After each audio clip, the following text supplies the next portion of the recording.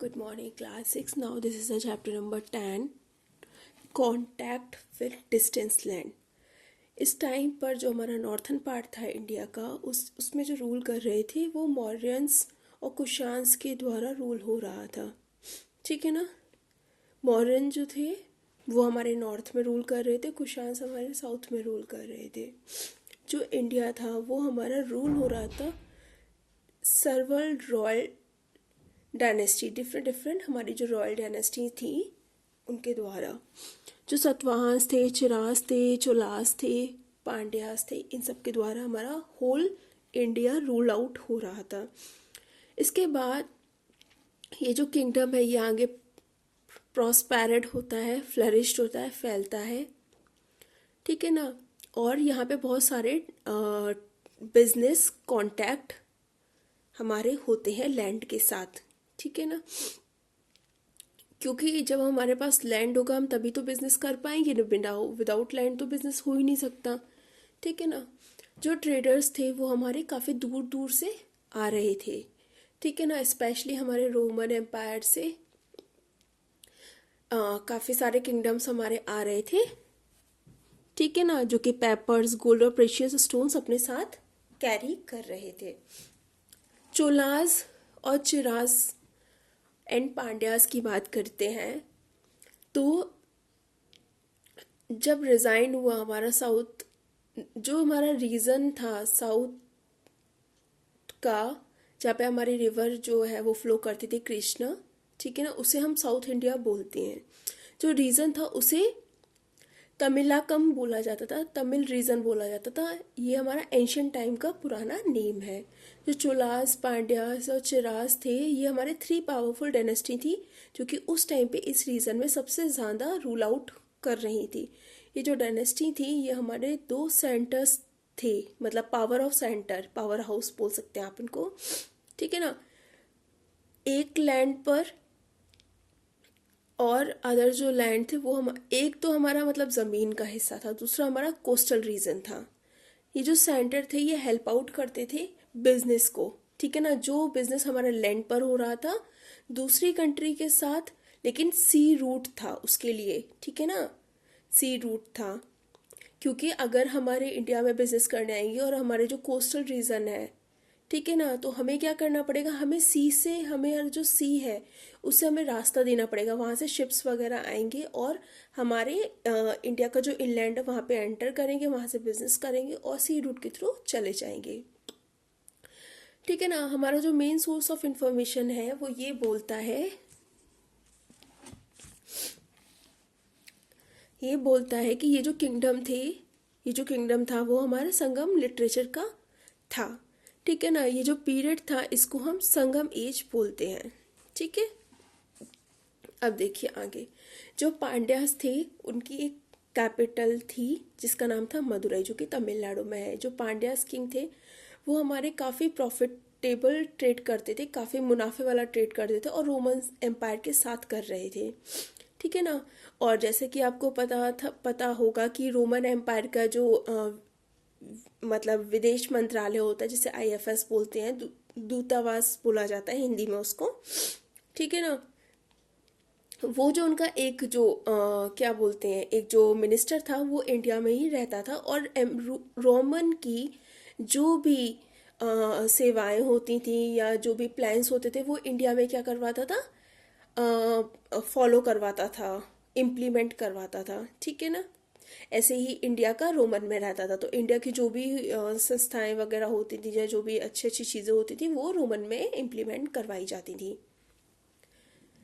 कुछ मीनिंग्स मैंने आपके नीचे लिखते हैं जिससे कि आपको ढूंढने नहीं पड़ेंगे। ठीक है ना। क्योंकि बहुत सारे वर्डों के मीनिंग काफ़ी टफेस्ट होते हैं जो आपको पता नहीं होता, इसलिए मैंने नीचे रिटन कर दिए हैं।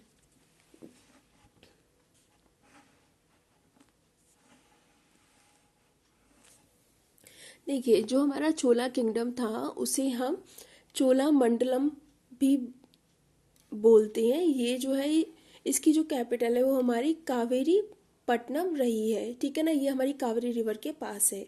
ये हमारा एक बहुत बड़ा सेंटर रहा है ट्रेड का और कॉमर्स का। ठीक है ना। और ये हमारी मतलब यहाँ पे हमारी मतलब रिवर की वजह से इसको मतलब रिवर की गोद में भी बोला जाता है। जो मेन सोर्स है हमारी मतलब पैसा कमाने का चोलास के लिए वो था बिजनेस हमारा कॉटन क्लॉथ्स का बिजनेस। कॉटन क्लॉथ्स के बिजनेस से ये लोग बहुत अच्छा बिजनेस कर रहे थे। जो चोलास थे उनके अंदर काफ़ी एफिशिएंसी थी, काफ़ी एफिशिएंट थे, काफ़ी लार्ज नवल फ्लीट था उनका, ठीक है ना। काफ़ी लंबा बिजनेस उन्होंने अपना फैला रखा था। जो चेरा थे, ठीक है ना, ये इन्होंने हमारा केरला कंट्री कवर कर रखा था, ठीक है ना। और उसी के साथ साथ केरला का पोर्शन कवर कर रखा था और तमिलनाडु का पोर्शन भी कवर कर रखा था। जो चेरास थे ये भी हमारा ट्रेड करते थे रोमन्स के साथ, ठीक है ना। तो इस टाइम पे हमारे 3 किंगडम थे जो कि काफ़ी ज़्यादा एक दूसरे से एक कॉम्पिटिटिव एग्जाम्स की तरह, एक बिजी फाइटर्स की तरह लड़ रहे थे, ठीक है ना, कि कौन सबसे ज़्यादा प्रभुत्व साबित होता है। और इसके साथ साथ श्रीलंका से भी बिजनेस इनका चल रहा था। इसके अलावा ये जो स्टेट्स थे वो काफ़ी रिच थे क्योंकि इनके पास नेचुरल रिसोर्सेज हुआ करते थे, फॉरेन ट्रेड्स था हेल्प के लिए। ये जो किंगडम था वो सबसे ज़्यादा जो सेल आउट करते थे वो स्पाइसेस, मसाले, जिसमें पेपर्स आता था। पेपर्स उस टाइम पे हमारी ग्रेट डिमांड थी मसालों की। क्या बोलते हैं, ये जो हमारे खड़े मसाले होते हैं उसमें आता है पेपर्स, ठीक है ना। तो इसकी वेस्टर्न वर्ल्ड में काफ़ी डिमांड थी। जो इनके पास एलिफेंट हुआ करते थे सर्व आउट करने के लिए, क्यों, ठीक है ना, क्योंकि वो गुड सोर्स होते थे इवोरी के। इसके अलावा ये हमारा हाईली वैल्यूएटेड था हमारा वेस्ट डायरेक्शन में।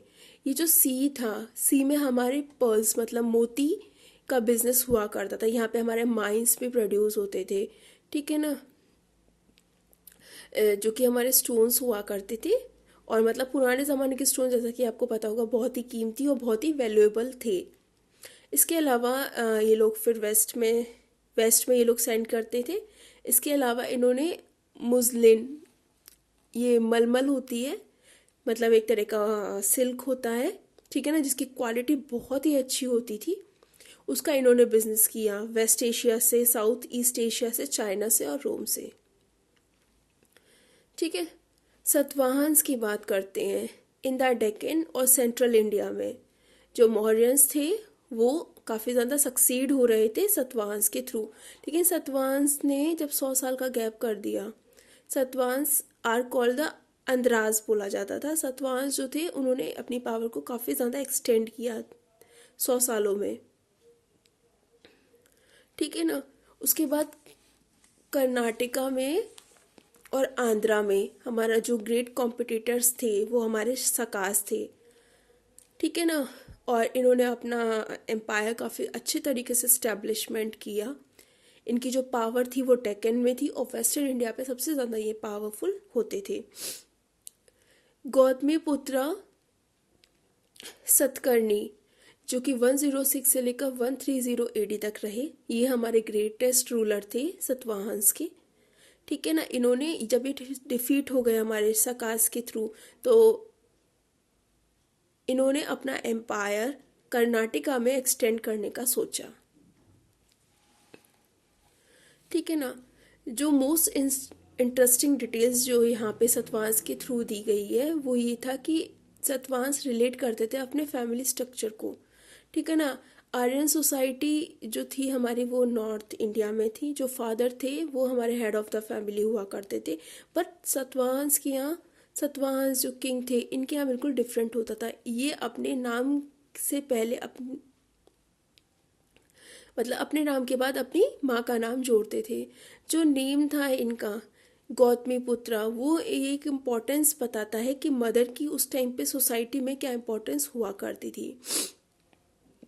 जो वोमेंस है वो हमारी काफ़ी ज़्यादा वोमेंस की काफ़ी ज़्यादा इम्पोर्टेंस हुआ करती थी सतवाहन सोसाइटीज़ में। जो स्कल्पचर्स हैं वो बिलोंग करते हैं इस पीरियड को, जो कि इंडिकेट करते हैं कि वोमेन का एक काफ़ी अच्छा हिस्सा हुआ करता था, एक अच्छा पार्ट हुआ करता था हमारा असेंबलीज में, जो कि हमारी रिलीजियस सेरेमनीज होती हैं, ठीक है ना। मतलब कुछ भी हमारा रिलीजियस फंक्शन हुआ तो वुमेन्स का अच्छा एक पार्टीशन यहाँ आया करता था। एंटरटेनिंग के लिए, गेस्ट के लिए, जब भी गेस्ट वगैरह आते थे तो वुमेन्स अच्छे से उन्हें सर्व आउट करती थी। जो सतवाहन थे वो क्या करते थे, टैक्स फ्री विलेजेस कर दिया करते थे, ठीक है ना। जो भी उन्हें लैंड मिलता था ग्रांट करते थे ब्राह्मण्स को और बुद्धिस्ट मॉन्स को, मतलब ये लैंड दे देते थे और उस पर टैक्स फ्री कर दिया करते थे। इन रिटर्न जो मॉन्क्स थे और जो प्रीस्ट थे वो अपना मैसेज क्या कर रहे थे, स्प्रेड आउट कर रहे थे।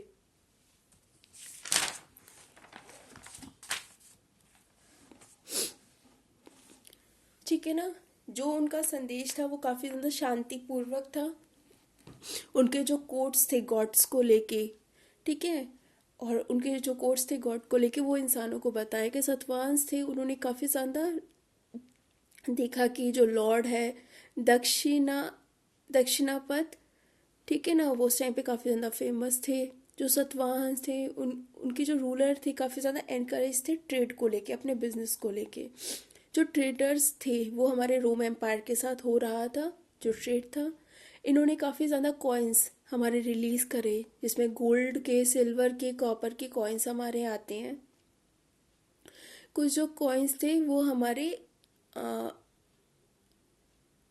मतलब कुछ, जैसे एक शिप है, शिप में एक हमारे शिप चलाने वाले हैं और उनके साथ कुछ लोग हैं और कुछ वहाँ पे मतलब जा रहे हैं, दूसरी कंट्रीज़ में जा रहे हैं, ठीक है ना। तो जो लोग जाते थे घूमने के लिए, बिजनेस करने के लिए, तो उनके पास एक तरह के कॉइन्स हुआ करते थे, ठीक है ना। वो जो कॉइन्स होते थे वो इस तरह का मतलब एक इस तरह का सिंबल उन कॉइन्स पर बना होता था, जो कि ये अलाउ करता था कि इन लोगों को, ये जहाँ भी जा रहे हैं वहाँ पर इन लोगों को बिजनेस करना अलाउ है, घूमना अलाउ है, ठीक है ना। ये कुछ भी वहाँ जाके कर सकती है, ठीक है ना। तो जो शिप्स थे वहाँ पे मतलब इनके पास कॉइन होते थे जो कि मतलब इनको फॉरेन ट्रैवल करने की इजाज़त दिया करते थे, ठीक है ना, कि आप कर सकते हैं। जो सतवाहन थे वो काफ़ी ज़्यादा रिलीजियस टॉलरेंट पर्सन था, ठीक है ना। ये वर्शिप किया करते थे हमारे हिंदू गॉड की और वैदिक सेक्रीफाइसेस में ये परफॉर्म करते थे। इसके अलावा इन्होंने काफ़ी ज़्यादा प्रमोट किया बुद्धिज़्म को, गिफ्ट देकर बुद्धिस्ट मॉन्क को। जो सतवाहन्स थे उन्होंने काफ़ी ज़्यादा रॉक का टेम्पल्स बनवाए, मोनेस्ट्रीज बनवाई हैं। इन्होंने कंस्ट्रक्ट किया है बुद्धिज्म स्तूपास को, जो कि नगार्जुना कोंडा है और अमरावती है, जो कि आंध्र प्रदेश रीजन में ये दोनों चीज़ें बनी हुई है। इसके अलावा इनके ग्रेट पैट्रॉन्स ऑफ आर्ट्स हैं और आर्किटेक्चर भी हैं, मतलब जिनका ये संरक्षण करते हैं अपनी आर्ट का, अपने कल्चर का, अपनी आर्किटेक्चर्स का, जिससे कि लोग बाद में इस चीज़ों को ध्यान में रखें। जब इनका डिक्लाइन हो गया मॉडर्न एम्पायर का, तो हमारा एक लार्ज एम्पायर नहीं निकल कर आ पाया, नहीं निकला, मतलब मॉडर्न एम्पायर नहीं साबित हो पाया। उस कुछ टाइम के बाद सिग्निफिकेंटली एक मतलब एक काफ़ी फेमस चीज़ फैलने लग गई थी, जो कि सेंट्रल एशिया और इंडिया के बीच में थी, एक तरह का कांटेक्ट, ठीक है ना। कांटेक्ट स्टार्ट हुआ हमारा सेंट्रल एशिया और इंडिया के बीच में। उसके बाद 200 BC के पास हमारा फॉरेन ग्रुप्स जो हमारे सेंट्रल एशिया के थे उन्होंने इंडिया में आना शुरू कर दिया, ठीक है ना, जिनको इंडो ग्रीक्स, सकास, पार्थियंस और कुशान्स बोला जाता था। उसमें से जो कुशान थे वो काफ़ी ज़्यादा इम्पोर्टेंस रखते थे हमारी बिगनिंग को लेके, बिगनिंग सेंचुरीज़ के लिए, जो हमारी फर्स्ट सेंचुरी एडी थी उसके लिए। इसके अलावा इन्होंने इस्टेब्लिश किया हमारी काफ़ी सारा अथॉरिटीज़ को, जो कि हमारी north west frontier of India में थी, मतलब जो हमारे बॉर्डर से इंडिया में वहाँ पर थी, ठीक है।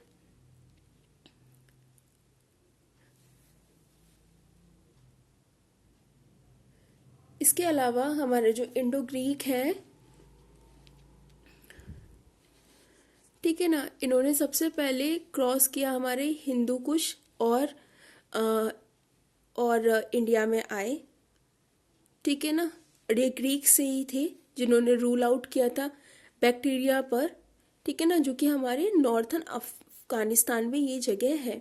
इसके अलावा इन्होंने आक्रमण किया और काफ़ी लार्ज एरिया को ऑक्यूपाइड कर लिया था, जो कि हमारा नॉर्थ वेस्टर्न इंडिया था, जिसमें हमारा पंजाब, काबुल वैली आता है। जो मोस्ट फेमस इंडो ग्रीक ये हमारे काफ़ी ज़्यादा फेमस हो गए थे, ठीक है ना। इनके जो हेड थे वो हमारे मनिंदर थे, ठीक है ना। इसके अलावा मिलिंदा भी इनको बोला जाता है। इनकी जो कैपिटल थी वो शक्लास थी।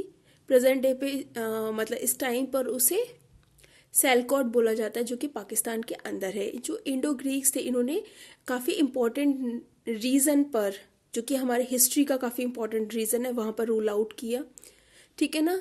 जहाँ पे लार्ज नंबर्स ऑफ हमारे गोल्ड के कॉइन्स उस टाइम पे इशू कराए गए ग्रीक के थ्रू। जो इंडो ग्रीक थे इन्होंने ग्रीक स्टाइल में हमारी काफ़ी ज़्यादा आर्ट को पब्लिश्ड किया इंडिया के अंदर, ठीक है। उसके बाद हमारे सखास की बात आती है। जो ग्रीक थे वो फॉलोड करते थे सकास को और सिथियंस को।